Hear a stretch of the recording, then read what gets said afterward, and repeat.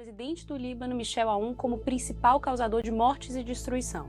As informações iniciais são de que mais de 2.700 toneladas do produto químico estavam armazenadas no porto desde 2013. Mas o que é o nitrato de amônio e como pode ter provocado uma explosão tão devastadora? Eu sou Camila Veras Mota, da BBC News Brasil, e começo dizendo que não é fácil fazer esse composto químico explodir. E também que ele é muito comum em todo o mundo, inclusive no Brasil. Oi, Lari. Tudo bem? Oi, Valdo. Tá tudo bem, sim. Aconteceu alguma coisa? Você não costuma ligar essa hora da noite? Sim, verdade.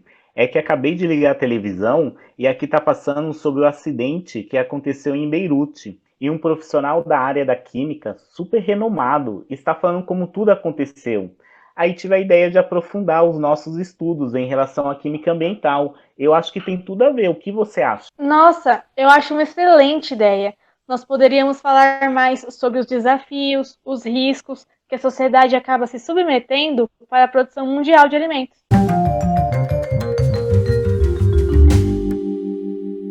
Um grupo de cientistas noruegueses realizou em 2018 uma pesquisa que prevê que em cerca de 30 anos a população mundial dará um salto de 7,6 bilhões, chegando a ultrapassar a marca de 9 bilhões de pessoas. O estudo ainda antecipa um caso de saúde pública, afirmando que as pessoas serão mais altas e mais gordas, o que irá aumentar ainda mais a demanda por comida e tecnologias de produção. O dado fica mais alarmante ao confrontarmos com análises de 2018 da ONU, a Organização das Nações Unidas, que indicam que atualmente 1 em cada 9 pessoas não tem acesso a uma quantidade suficiente de comida para uma vida saudável e ativa. Em 2019, o Brasil atingiu a marca de produção de 240,7 milhões de toneladas de alimento, sendo o terceiro país em produção mundial. E a ONU estima que em 2050, para atender a demanda mundial, o Brasil terá de aumentar em 60% a sua produção, passando a corresponder por 41% de toda a produção de alimento no mundo. Apesar de parecer uma ótima perspectiva de crescimento de mercado para o país, um outro problema surge. O aumento da produção também significa mais desperdício, uma vez que hoje, a cada 10 quilos de alimento produzido, de 3 a 5 quilos vão parar no lixo. A estratégia tecnológica hoje adotada para atender a demanda da produção de alimentos é por meio da aplicação de fertilizantes, que são químicos aplicados ao solo para fornecer nutrientes essenciais ao crescimento e desenvolvimento das plantas, como explica o pesquisador João, da Universidade de São Paulo.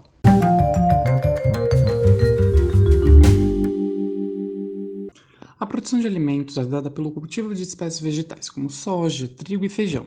E para que elas sejam colhidas, essas passam pelo processo de acúmulo de biomassa, dado por meio de reações de fotossíntese que ocorrem nas folhas e, em uma dada fase do crescimento, ocorre um fluxo de carbono para o fruto, para que exista o crescimento do tamanho da leguminosa. Além das folhas, as raízes desempenham um papel fundamental no sentido de absorverem água e sais minerais, que muitas vezes se apresentam em quantidades insuficientes no solo. E aí entra a ação tão fundamental dos fertilizantes. O NPK é um fertilizante que você facilmente encontra na seção de jardinagem, que combina nitrogênio, fósforo e potássio. Além desse, o mais usado na agricultura, visto seu baixo preço e eficiência agrícola, é o nitrato de amônio.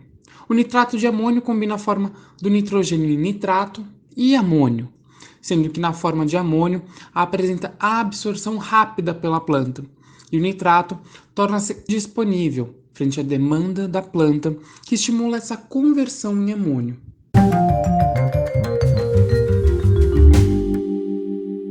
Valdo, você sabia que o caso em Beirute matou mais de 100 pessoas e feriu pelo menos 5.000 por conta da explosão do nitrato de amônio mal armazenado? Sim, Lari. Foram mais de 2.700 toneladas de nitrato de amônio.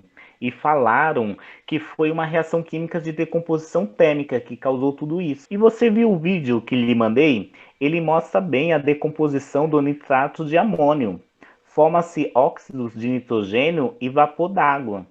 Um destes óxidos é o NO2, um gás amarronzado. E a presença da nuvem dessa cor após a explosão em Beirute é uma forte evidência de que compostos nitrogenados, como nitrato de amônio, tiveram participação no acidente.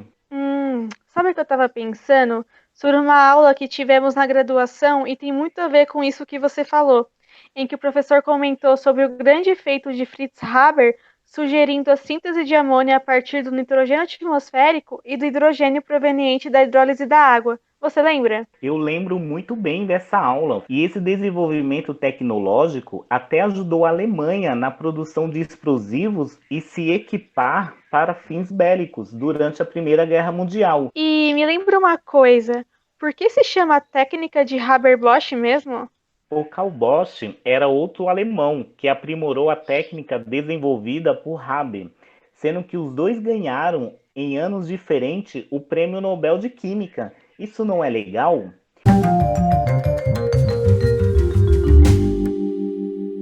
A explosão do Líbano não é a primeira grande explosão envolvendo fertilizantes. Em setembro de 1921, ocorreu um acidente na sede da empresa alemã BASF. Ao todo, morreram 561 pessoas e 1.952 ficaram feridos. A causa foi o armazenamento incorreto de 450 toneladas de sulfato de amônio e de um fertilizante de nitrato de amônio. Em abril de 1947, um incêndio atingiu um navio francês que estava estacionado no porto do Texas, nos Estados Unidos. A embarcação carregava 2.300 toneladas de nitrato de amônio, que entraram em combustão e provocaram uma explosão. No ano de 2013, ocorreu uma explosão em uma fábrica de fertilizantes na cidade de West, no Texas. Segundo as autoridades locais, cerca de 25 toneladas de amônia anidra, um gás usado para a produção de nitrato de amônio, teriam sido a causa do acidente. Duas explosões ocorreram no porto chinês de Tianjin em agosto de 2015. Foram contabilizadas cerca de 170 vítimas fatais e mais de 800 foram hospitalizados devido ao nitrato de amônio e ao cianeto de sódio.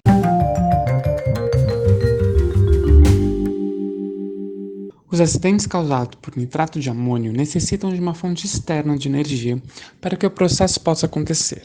Um bom exemplo para entender isso é pensar na reação de combustão do combustível dos carros, em que você precisa dar energia elétrica para que a queima da gasolina ou do etanol, em contato com o oxigênio, possa acontecer gerando gás carbônico e água.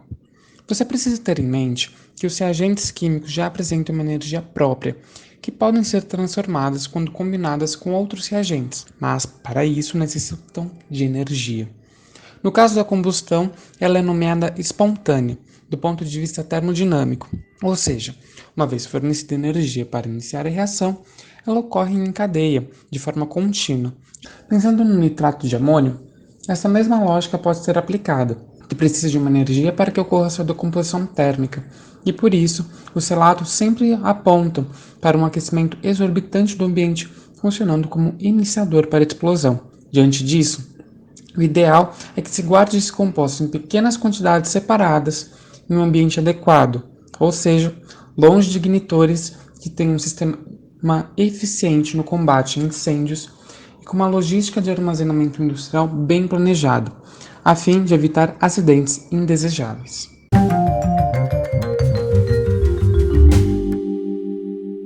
Valdo, como você acha que esse perigo do nitrato de amônio pode ser evitado para que não tenham futuras explosões? O grande problema foi o armazenamento, Lari.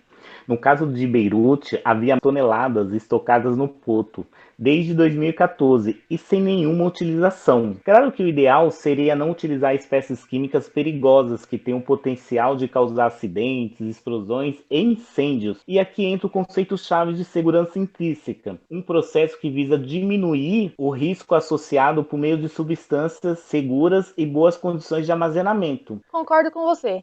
Mas o que mais me intriga é que, mesmo com tantos relatos na história, continuamos suscetíveis a esse perigo, sabe? E ainda mais com esse cenário futuro da demanda de aumento da produção mundial de alimento. Não há como imaginar uma vida sem os fertilizantes. Sem dúvida, eles são essenciais. Até tem alguns fertilizantes orgânicos, mas eles têm menor eficiência agronômica e aí não contribui para a demanda do mercado.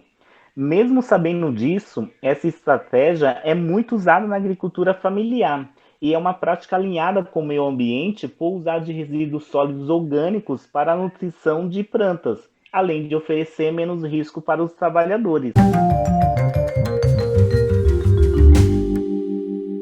Falamos bastante sobre a explosão de nitrato de amônio em Beirute e a sua relação com o cenário mundial de produção de alimentos. Mas é importante nos atentarmos que medidas de segurança não devem existir só no cenário industrial, mas como também dentro de nossas casas e no nosso dia a dia. Sempre que lidamos com químicos, temos que tomar certos cuidados para manuseá-los. Especialistas da área da saúde alertam: produtos de limpeza podem reagir ao serem misturados, como por exemplo na mistura da água sanitária com produtos à base do amoníaco. Tem-se uma explosão rápida que pode provocar cegueira e até queimaduras graves. A recomendação então é que nós deixemos um bem longe do outro.